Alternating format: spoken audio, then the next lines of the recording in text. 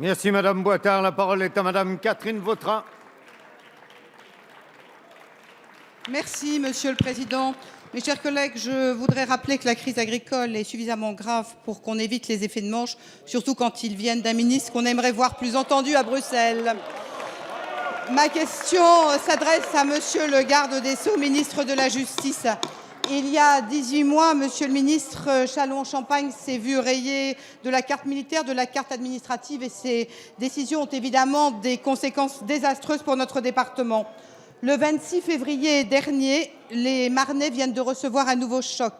Le tribunal de commerce de Reims ne figure pas dans la liste des 18 tribunaux de commerce spécialisés établis à la suite de la loi Macron. Vous parlez de proximité et pourtant ce décret crée juste un vide sidéral entre Paris et Strasbourg. On ne peut que regretter l'absence de compétences spécifiques liées au contentieux dans le domaine de la vigne et du vin, juste notre deuxième poste d'exportation et dont on sait que souvent les conflits commerciaux ont une dimension internationale, nécessitent une juridiction spécialisée. C'était précisément les critères de la loi Macron. Alors pourquoi cette suppression? Quelle place demain pour ces dossiers dans l'immense contentieux qu'auront à traiter les juridictions parisiennes? Vous nous parlez d'équilibre des territoires. Le tribunal a ouvert près de 2000 procédures en 2015, des chiffres proches d'autres villes. Pourquoi ce choix? Vous parlez d'aménagement du territoire, de renforcement de l'échelon local. Pour nous, la réalité est assez simple. 3 textes, fusion des régions, loi NOTRe, loi Macron.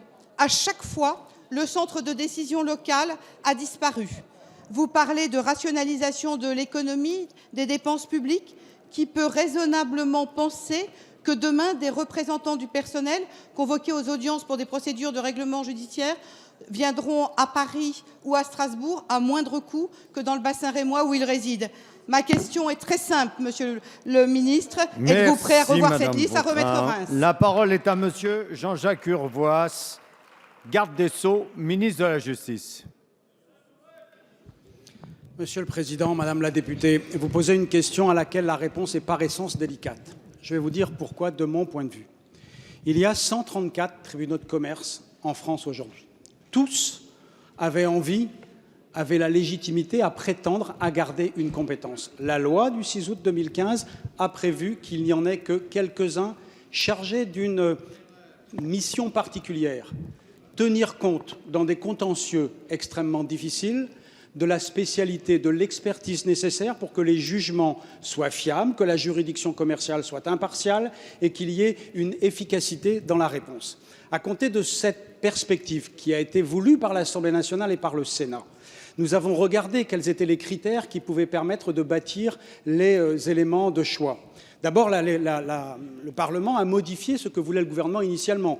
Il y a un critère de 250 salariés par entreprise. Le gouvernement initialement avait mis 150. Il y a un chiffre d'affaires de 20 millions pour les entreprises.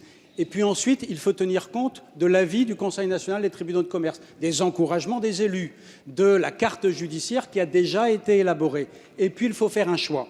Ce choix, il était initialement dans l'intention du gouvernement de 9 tribunaux de commerce. Il a été porté, compte tenu d'un certain nombre de spécificités qui ont été intégrées, à 18. Depuis que le décret est paru, énormément de parlementaires, députés et sénateurs m'ont écrit pour me dire pourquoi le tribunal de commerce de ma circonscription n'a pas été retenu. Je ne peux leur dire que ce que je vous dis pour Reims, Madame la députée. Nous avons élaboré des critères. Ils sont par essence subjectifs. J'en assume la subjectivité parce qu'il fallait faire un choix. Et j'ai donc le regret de vous dire que je ne reviendrai pas sur la position. Merci.